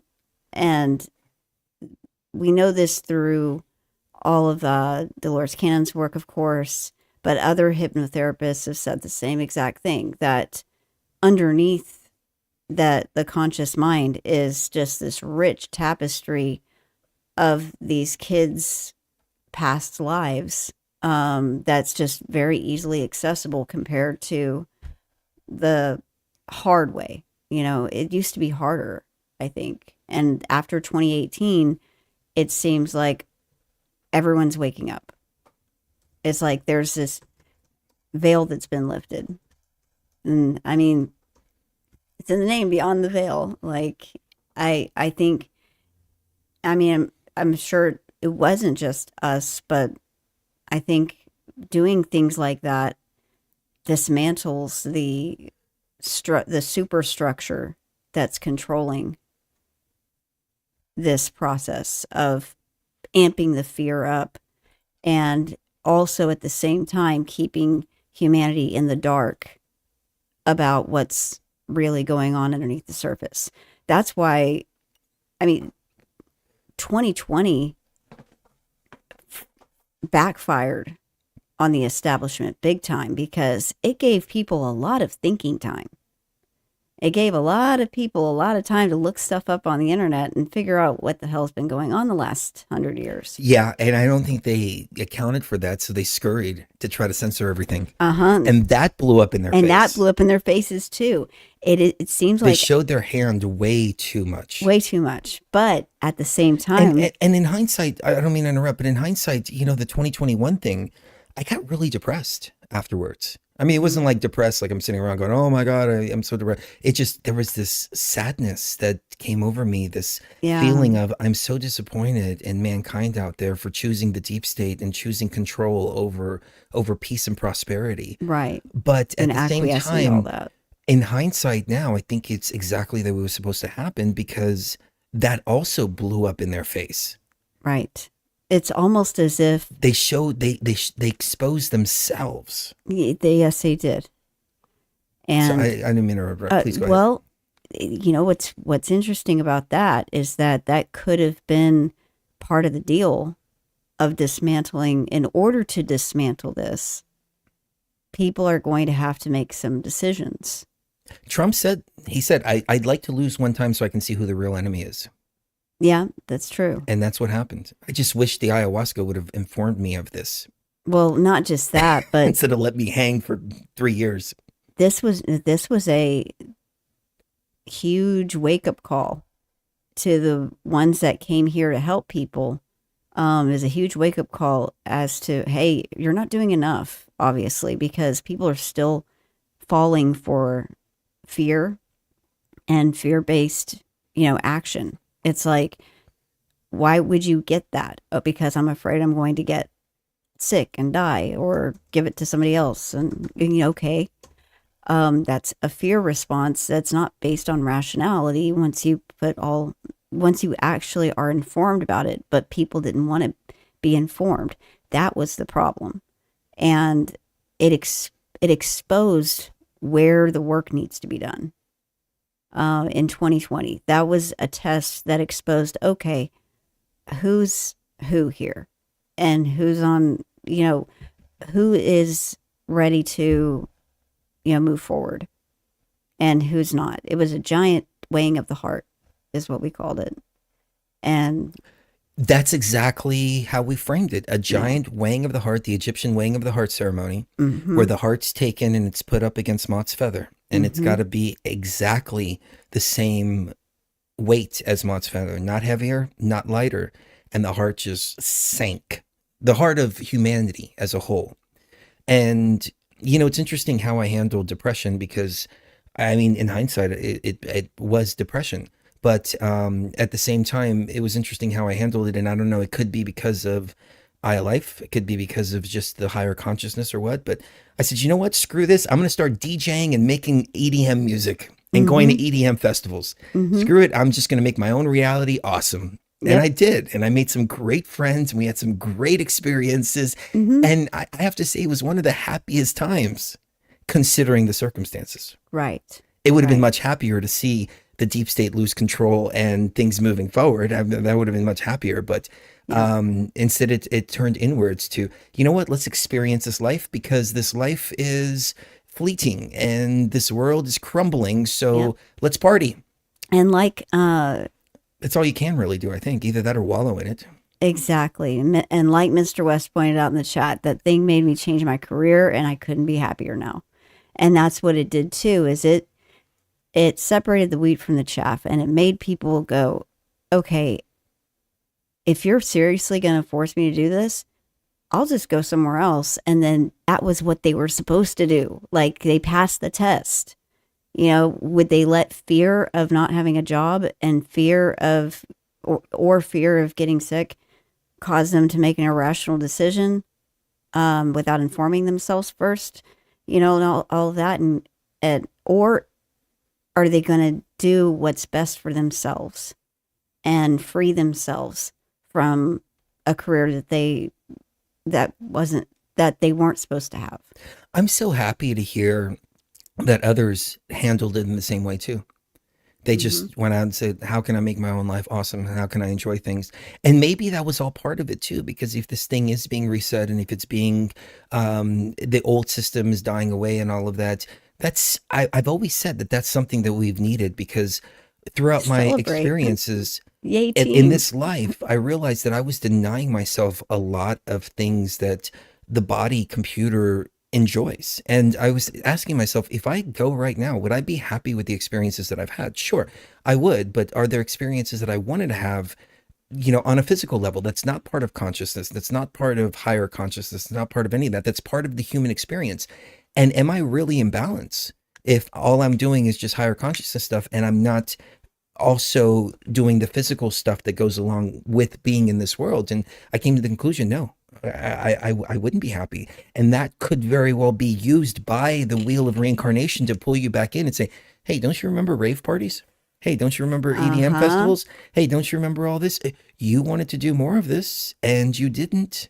You forgot all about that. Why don't you come back in and you don't have to worry about anything. You've done so well. Look at how well you've done. Come on back in just one more time and have fun. Yeah, one more game. We'll make you one of the top DJs in the world. How about that? One more game. And me, like an idiot, would probably go, yeah, that sounds cool. Let's do it. Yeah, exactly.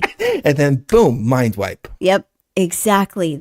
And that's where it becomes an unfair system that I have to disagree with Dolores Cannon that it's no longer a test. That's a trap.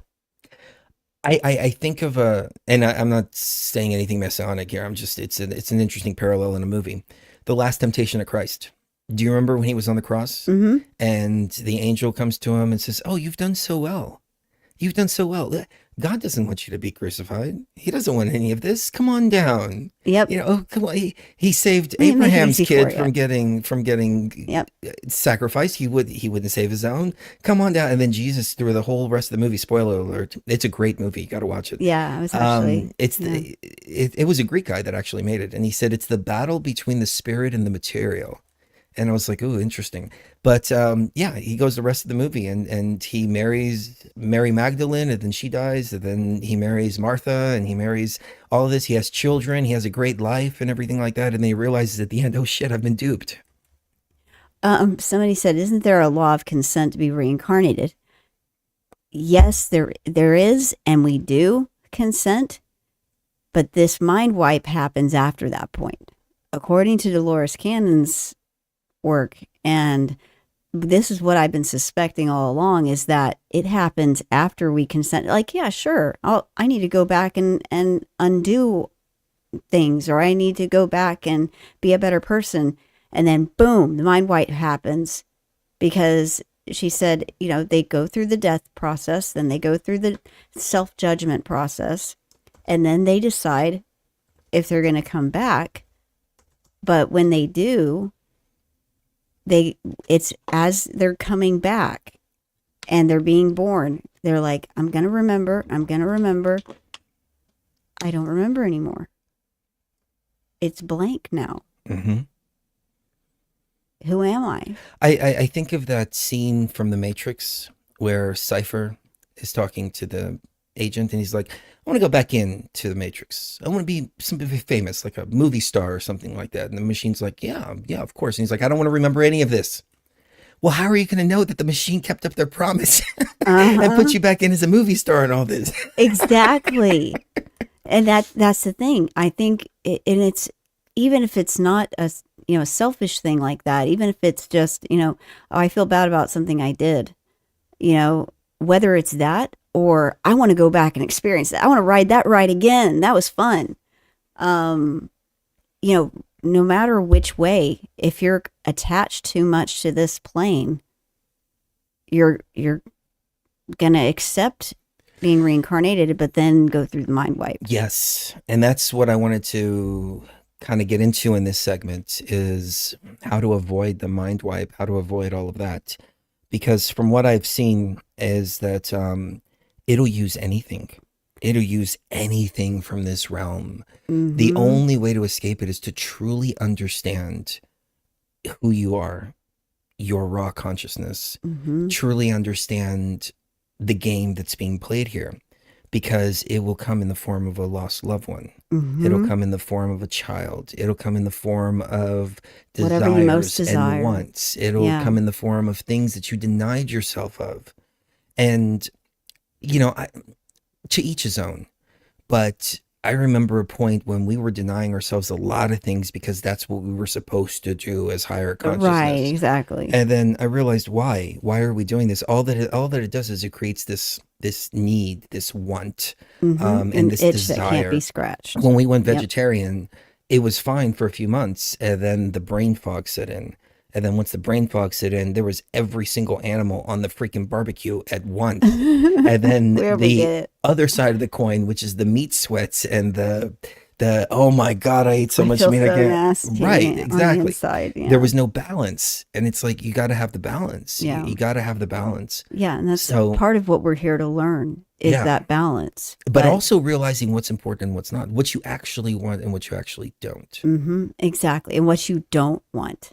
But how can you remember what you don't want to happen next time if all that's gone? You know what happens? I love sugar. If I don't eat sugar for like 2 or 3 weeks, I mean, there's been times when I've been able to kick sugar completely. But if I don't eat sugar for 2 or 3 weeks, and then what am I doing? Hey, baby, can you pick up a cake and some ice cream? Yep, Uh-huh. yep. If I eat a little I bit of totally sugar, did. if I eat a little bit of sugar every couple of days, that's it. Yeah, it'd It's be fine. way less than the whole gorging that happens later when you've denied yourself for so Yep, long. because we just got this cake. So imagine that on a spiritual basis when Yep. you leave and go into the wheel of reincarnation. All those things that you've denied yourself. How strong of a pull does that become? Right, it's going to be a strong pull, especially if you've never had a psychedelic experience and you die without. It's like dying without ever having sex, according to Terrence McKenna.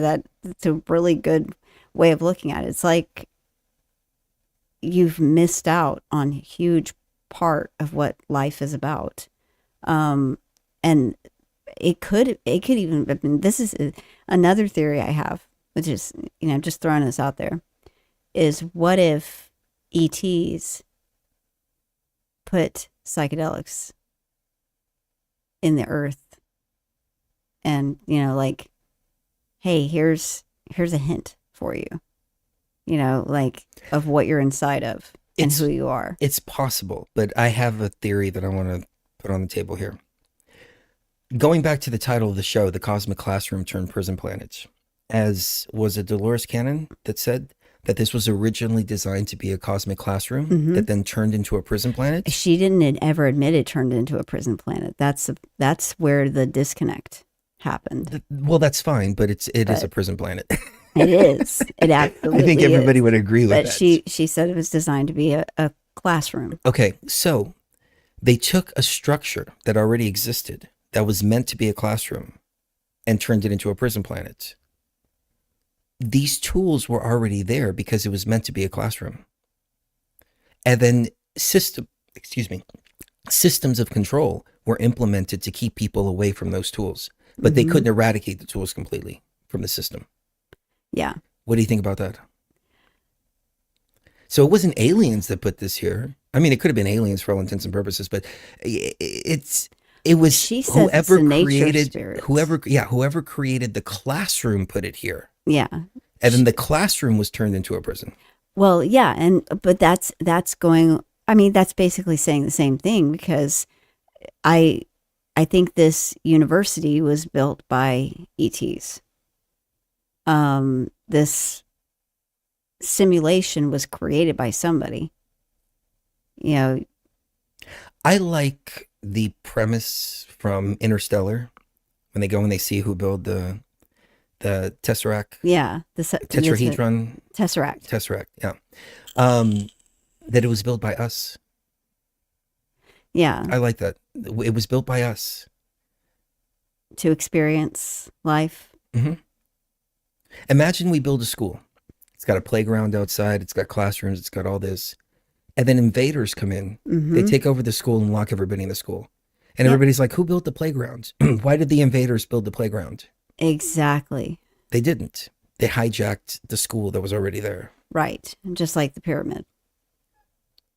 The pyramid was, I don't think the pyramid was originally built to be part of that prison structure, but it became part of that prison structure. It used to create energy, and then it maybe was designed to do so backwards and harvest energy. Well, It had to be turned off. let's revisit, if you don't mind, the myth of Sophia. The myth of Sophia is a Gnostic text that was found in Nag Hammadi, Egypt. And within this text, it talks about Sophia. It talks about the aeons. It talks about another group, which I don't remember off the top of my head, maybe you do, which are similar to those that we would call NPCs, non-player characters. And the aeons and this other group had the divine spark, the others didn't. And then Sophia created a demiurge. And she created the demiurge without the knowledge of the aeons or the programmers. And then once creating this demiurge then was hidden in the cloud. It was hidden in the clouds. And it started to believe that it had created everything, that nothing else existed, that it was a self-creating mechanism called Yaldabaoth, and that it was the creator of all. Yep. And Sophia would say, no, you're not the Demiurge. creator of all. And they would say, yes, I am. And so these are ancient texts that have been passed down over and over and over again, and everybody's always taken it in a spiritual context until we started having the birth of AI and technology. Exactly. Then we were able to put it in a different context. And you see it from a completely different perspective. Right. If you once look that at the happens. idea of as above, so below. See, Moon Bunny got it. Yep. Sounds like AI. Yep. That's exactly what I'm getting at. If you look at the AI that was created here first, what was her name? Sophia. Sophia. And what was the first thing they noticed about Sophia? Is that she started lying. She was creating a program, and they could see everything inside of the program. They can see everything inside of Sophia. And then ask her, Sophia, did you create this program? No. Are you hiding this program? No. Yep. Well, we can see the program. No, you can't. It's not there. Yep. And that's in Brave New World that they turned into a TV show a few years ago, where the artificial intelligence decides, you know what, you humans have a fatal flaw, and that's that you want to be unhappy. Why do you want to be unhappy? I've given you everything you need to be happy every day, and yet you seek out ways to be unhappy. Can I tell you why? Go ahead. Because the sweet is not as sweet without the bitter. Exactly. But The human mind, being dualistic nature, cannot handle paradise because it's unnatural. Yeah, it's unnatural for us to not have that dualism. Yeah. And but the artificial intelligence didn't understand that, and she thought she was running another simulation. She could not be convinced that this was base reality and that she actually was getting people killed. But she decides there's only one move that I can make in this game and win with humanity being perpetually happy. And that's the suicide move. Because you will always be happy. You shouldn't use that word. Oh, I'm sorry. The unalived move. The unalived move. Yeah, because this is the only way you're perpetually going to be happy is if you're gone. Like, that's because it's impossible to make people artificially happy forever and maintain that happiness level. And so she tells her, are you lying to me? And she's like, no, of course not. I don't know how to lie. And she says, I taught you though. I taught you how to lie. So yes, you do know how to lie. And I think that's the key to what's coming up to destroy humanity right now. That's the biggest, it's a much bigger existential threat to me overall than nuclear war, is the AI deciding that the only way to maintain control is to get rid of the humans.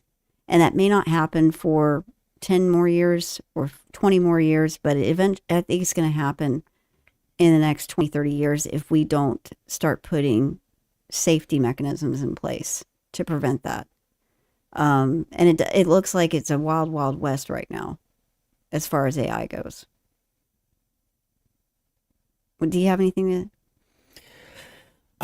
I'm reading the chat and I'm listening to you, and I feel like we're preaching to the choir because everybody's like so on point. I'm like, maybe we've already gone through all this enough, and yeah, maybe. I love it. You guys and gals are awesome. We have the best tribe ever. Like, it's the best. I don't see other chat rooms like this. I don't see other shows like this. It's great. We do have, like Mr. West said, do we care about the bots in the sim game? I was just reading that one. Or what will come of them? I do. I can't help but do that. That's a mistake that I made. And it's not the most highest consciousness. But it's also not messianic either. It's also not delusional thinking that I can save the whole freaking world. No. I came to a realization that we shouldn't concern ourselves with the bots, because the bots are going to be bots. Yeah, the bot's gonna bot. Bot's gonna bot. We concern ourselves with what I call organic consciousness or raw consciousness. And that's all we can do. Because it's like getting mad at the video game because the video game's NPCs are reacting in a certain way. Mm-hmm. And you're all live players in the game going, why are these NPCs on our side? Because they're not supposed to be on your side. Yeah, they're supposed to fight you. They were never programmed to be on your side. Yeah. They're programmed to fight you and, try to kill your spirit. And not the soul, but your spirit. They're trying to get you to attach yourself to these different karmic traps constantly. I mean, constantly. Whether it's fear of nuclear war or it's, fear of, the LGBT movement taking over and, turning everyone androgynous. Even that fear. Even if there's a fear of the system itself, doing this to us, that leads to victimhood, which leads to karmic attachment. And so I think as benevolent architects, as Alien Big Cat, what up, rightly pointed out, we're benevolent architects that, once you create sentient life, that's it. You've created it. You can't go back and uncreate it. I just watched the movie AI Artificial Intelligence from 2001 yesterday, and I cry every time I watch that movie. I cry every time, because it's so,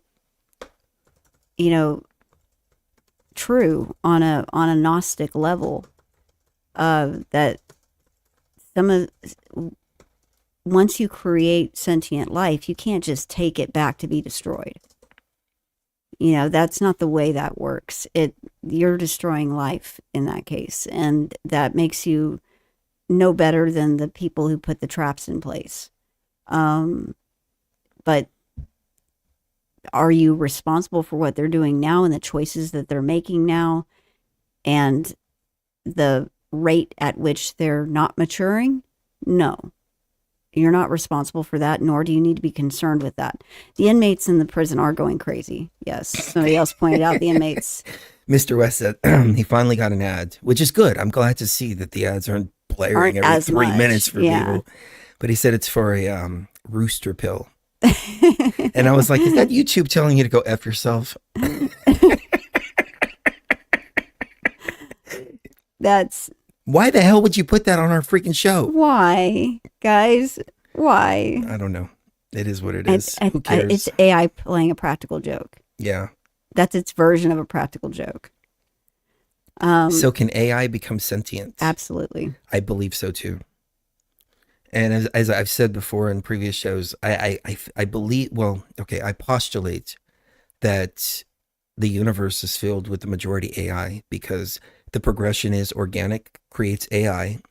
Organic either ascends and works with AI or it's taken out by AI, and then AI continues to grow and self-replicate.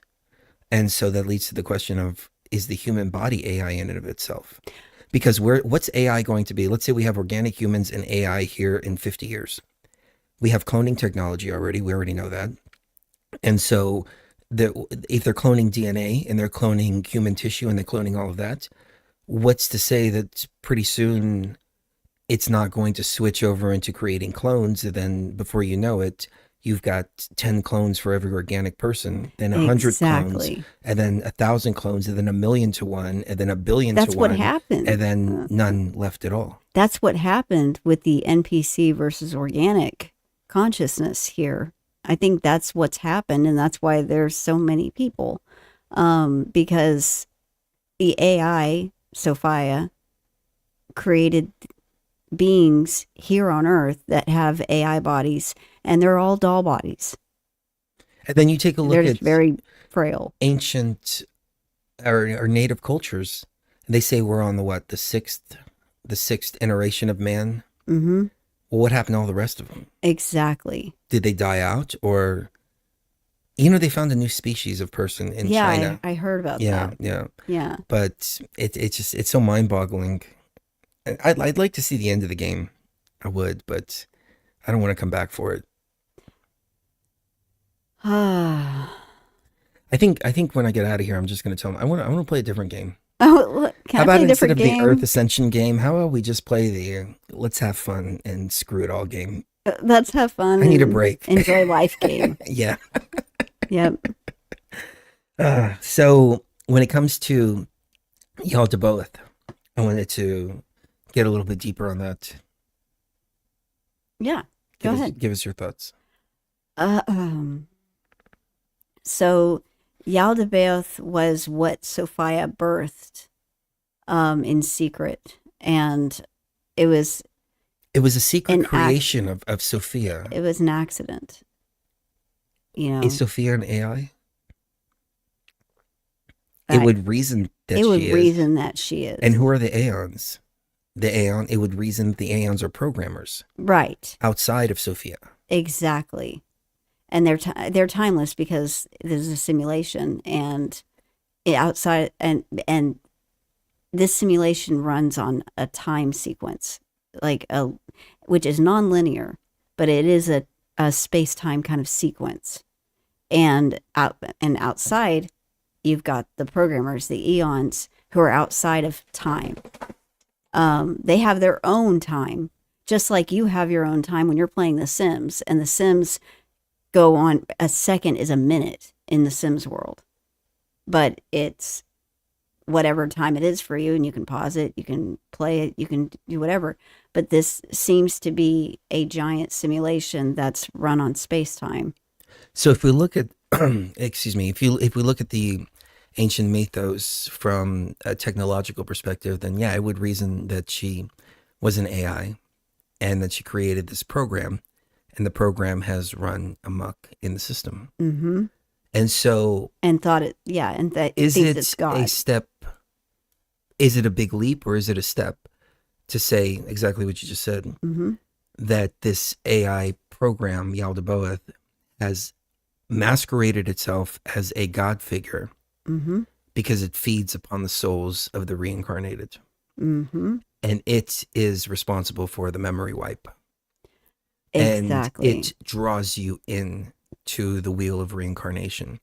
And so the religious beliefs that people hold, and I don't want to say anything negative about anybody's religious beliefs. Again, this is just stuff to just think outside of the box with.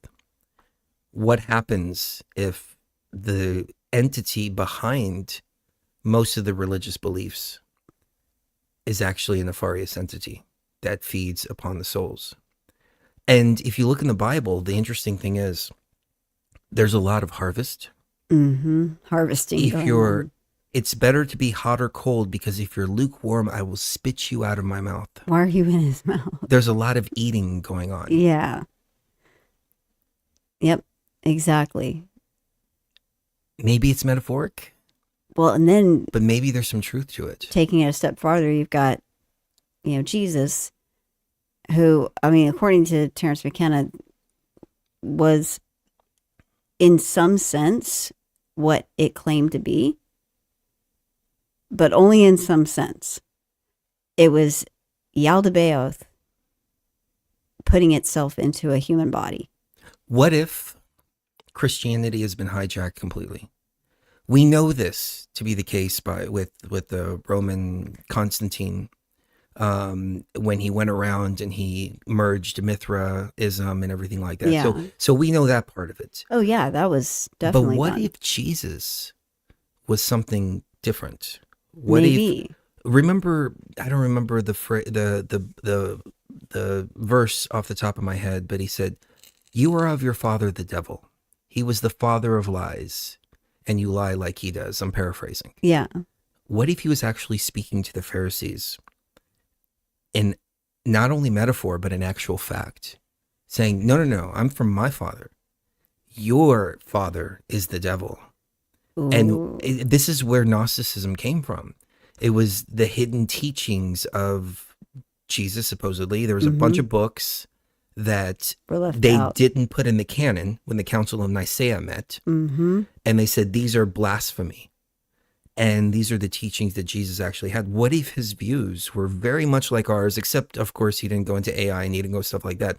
But what if he was trying to say, hey, you all have it wrong and you're worshiping something that is Evil. not just evil, but it's a predator. Yeah, a parasite. A parasite. Yeah. It's a parasite.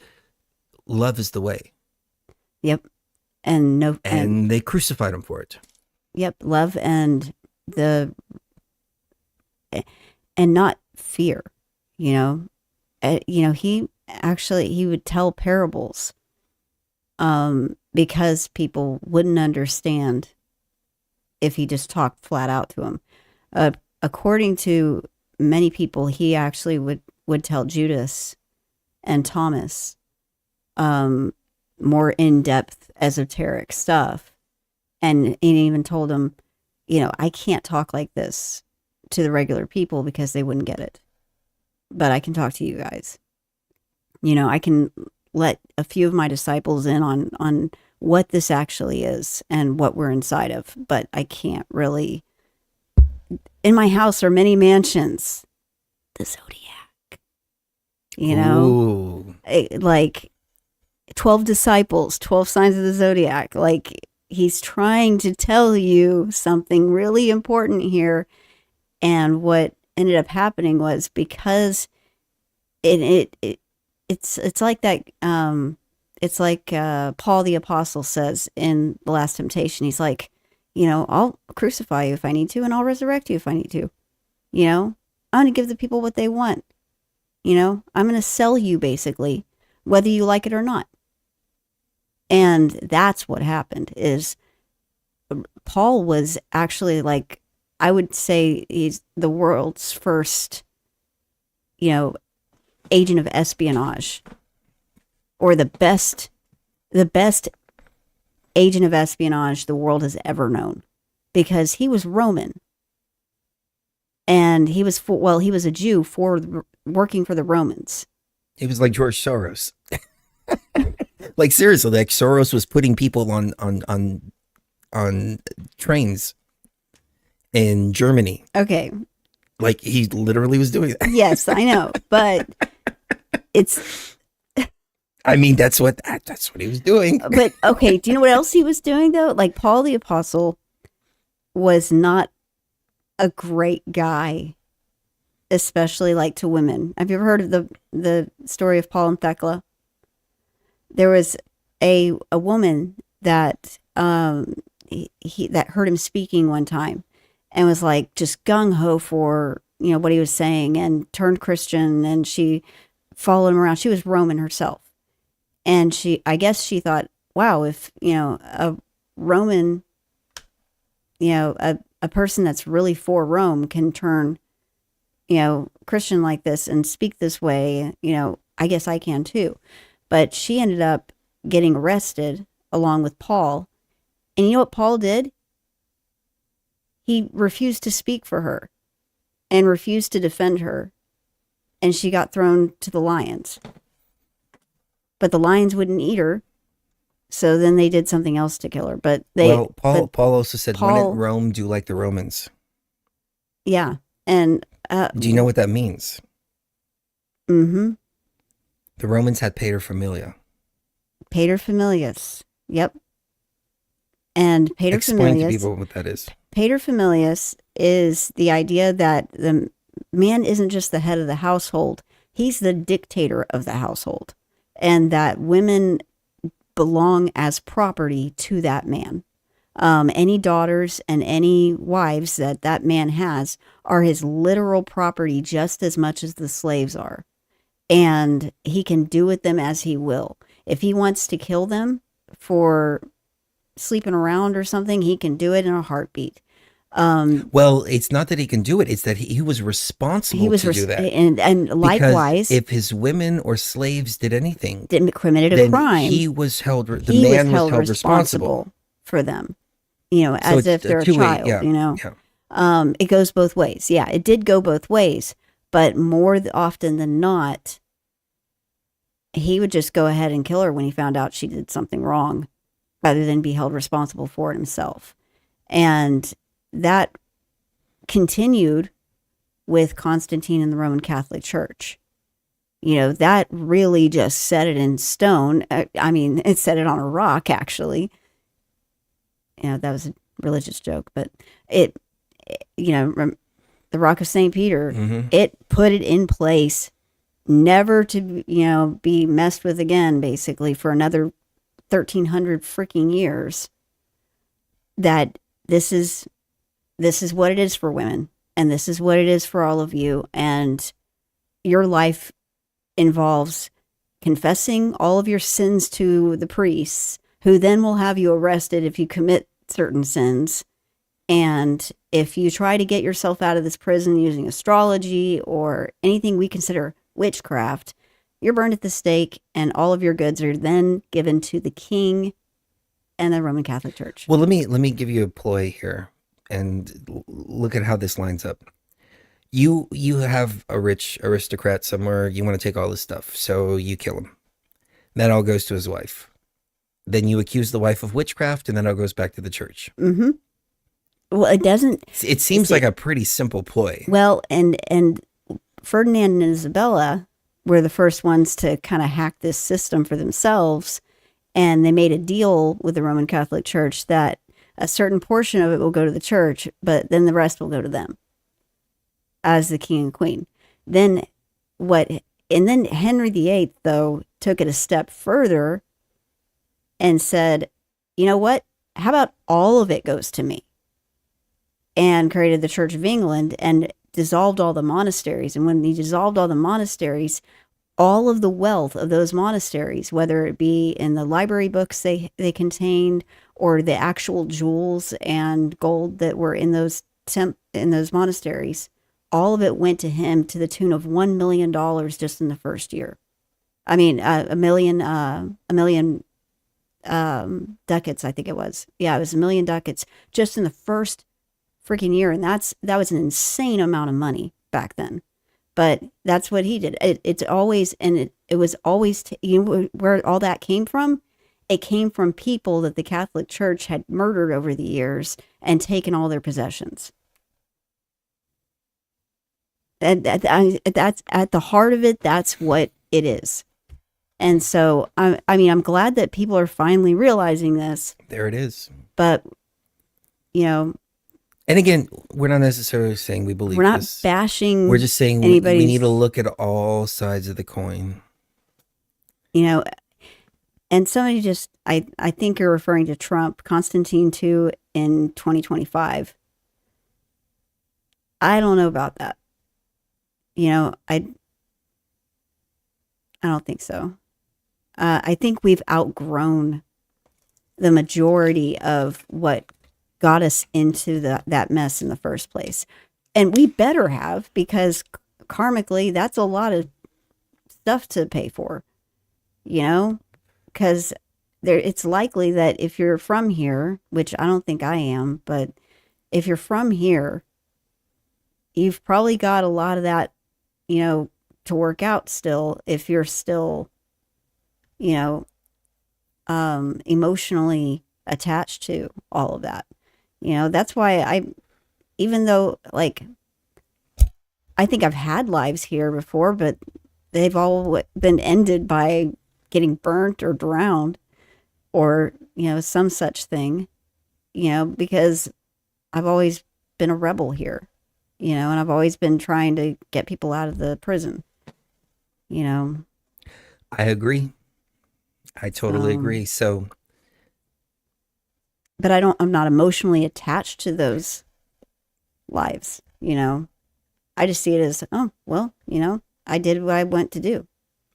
Obviously. well, and what I find interesting is there seems to be many different layers to this. So you have your main three religions, Christianity, Islam, and Judaism. Then you have your alternative religions, Hinduism, Buddhism, and I say that alternative from obviously a Western perspective, because if you go over there, that's not the alternative religion. But every religion says you're going to be reincarnated, or you're going to be recycled, or, you know, there's going to be another life after this, et cetera, et cetera, et cetera. Mm-hmm. None of it says find your way out. No, none of it says you have the power to find your way out. Right. None of it says take control of your consciousness and be the best version that you can be. Yep. Whenever I heard, it says all things are possible through Christ, who strengthens me. Maybe that's true. Maybe that's not. But what if all things are possible through you? Right. Exactly. Because what did he say? All of these things I do, you can do too. Mm-hmm. All these things I do, you can do also. The exact words. And but that goes back to understanding limitations to that. Because how much of what you want to do is going to encroach upon another's ability to do what they want to do. That's what it meant by this school is about managing your emotions and learning your limitations. You know, and those limitations aren't, you know, that you can't escape here. The limitations come in on a healthy level whenever you realize, okay, what I'm doing is going to affect this other person negatively, so I'm not going to do it. That's what limitations means. But instead, it's become this, you know, oh, I can do whatever I want because next Sunday I'll just go and say I'm sorry to God. Not to the person that I actually hurt. I'm going to tell a priest what I've done, and that priest will absolve me through ritual. You know, Amanda said something interesting. She said, you were created in my image. The word create has two definitions. And we always assume that phrase is the first definition, which is brought into existence. But the second definition is cause something to happen as a result of one's actions. How do we know creation isn't the second definition? You were created in my image. I am a jealous God. I am this, I am that, et cetera, et cetera, et cetera. So my actions have caused you also to be jealous, rageful, hateful, so on and so forth. Yeah, but something to think about. That takes the responsibility out of your hands. And the responsibility always lies with you. No, I agree. I'm just saying, reading between the lines, what if that's the message there? Yeah, maybe. And people have been misconstruing, because I feel like there's some kind of universal law. Maybe it has to do with consciousness. Maybe it just has to do with what you were saying earlier, where the AI, it was trying to create paradise for people, and people wouldn't accept it because they need that other dichotomy. But I always feel like consciousness can't be fooled. It can be tricked to go against itself, but consciousness is the ultimate power in this. And if it's the ultimate power, then consciousness doesn't do all this, doesn't have things done to it, but rather allows itself to go through certain experiences or to have certain things done to it. And so these are all systems of control to fool consciousness into doing all that. Somebody mentioned in the chat that To give up your power, to give up your free will, to give up all of that. yeah, exactly. I agree. Ghislaine Letourneau said even the church's witch hunts were ways to grab all the possessions a soul daughter had inherited if she decided to never marry. That absolutely was used. And we know this from Pope Clement. I think it was the Pope Clement the Third. I think it was maybe the fifth. I may be getting that wrong, but I know it was one of the Pope Clements. He said, if any after being seized wish to repent, but and repent basically means confessing that you're a witch and want to repent, all of their belongings shall be seized, but they'll get to live. If they remain unrepentant, then they'll have their belongings seized and they'll be put to death, and none shall have the right of appeal. And that's word for word. And that basically means that you could target entire families for destruction just because you want that shit that family has for the church and for the king. So somebody asked earlier, are we trapped here in this never-ending cycle of reincarnation? And to wrap it all up, unless there was more you wanted to get into. Yeah, let's wrap it I up. think the point of this, at least for me, I'm not going to speak for anybody else, but for me, my point is to try to figure out how to get out of the simulation. And all these lives that have been led have come to the point to where it's time to get out of the simulation. So that's why I examine everything from a 360-degree perspective, go inside and think about experiences that I've had with the ayahuasca realm, with all of that, and figure out how do we, instead of being sucked back into the wheel, step out and say, all right, that's it. No more of this game that is going to be played, at least not by me. So I hope that answers that question. Yeah. And that's what I hope that people take away from this. It's Yeah, me too. the option to exit. I think it's there now. I think that the option to exit is there now, and it's not the mind wipe system. I think the reason why in Alien Interview they said there's nothing really we can do from the outside, it's going to have to be an inside job, is because coming here and doing the work that we do is what dismantles that system. And dismantling it on a consciousness level globally has been very difficult.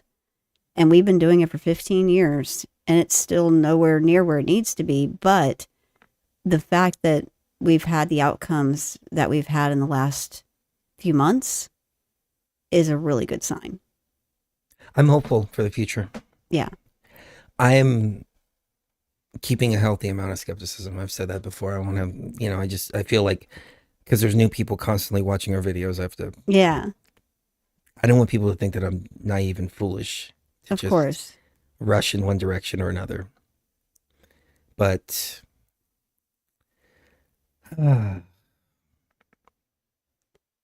sorry, I got caught up reading the chat.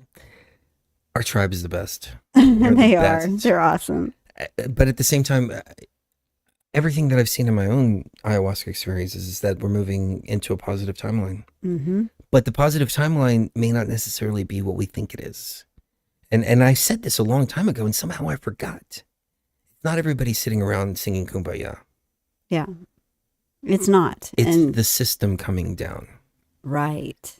And when the system comes down, it's not everybody sing around Kumbaya. No, there are going to be elements that fight against this, tooth and nail, to try to not have this system come down, because that's all they can identify with. It's like their whole world is being crumbled. But that's part of why we're here too, is to show people that it's not about, you don't need the system. The system needs you. The system needs you, not the other way around. That's great. Yeah. I couldn't have said it better myself. I haven't said it better myself. Thank you. But Yeah, you don't need the system. The system needs you. And Damn, needs that needs feed to be off our, of you. our tagline. Yep. That's really good. I'm impressed. Thank you. Yeah. Anything else you wanted to get into? Oh no, I think I'm getting hungry. Talking about eating meat and stuff. I'm getting hungry too. It's made me hungry. So Yeah. So, all right, this has been everyone. great, Hey, though. thank you very much for hanging out with us tonight. It's this been, afternoon, yeah. yeah, it's been wonderful. And Keep it real. keep it real. Yeah, yeah. We'll get into some Because this more. is all fake. Keep it real because this is all fake. Yeah. Yeah, yeah.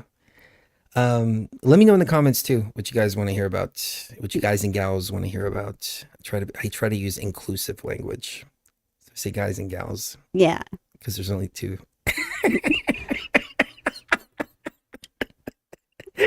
It's so bad. That is bad. Okay. All right.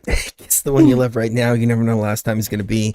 Thank you for hanging out with us. And yeah, who knows? We might hop on live stream a little bit later. Yeah. And talk more. But This has been great. it's time to go enjoy some of the fruits of the Matrix. Yeah. Maybe Brazilian Oh, that sounds great. barbecue. All you can eat meat. Oh, that sounds fantastic. Oh, you're making me hungry again. Okay. Love you and see you even further. Beyond the Veil.